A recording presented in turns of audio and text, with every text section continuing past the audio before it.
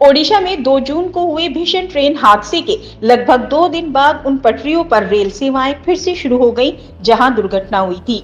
सोमवार यानी 5 जून की सुबह के ड्रोन विजुअल में उन पटरियों को देखा जा सकता है जहां मरम्मत की गई और फिर से ट्रेनों की आवाजाही शुरू की गई। वीडियो में क्षतिग्रस्त ट्रेनों की बोगियों को भी पटरी के दूसरी ओर कूड़े की तरह पड़े हुए देखा जा सकता है।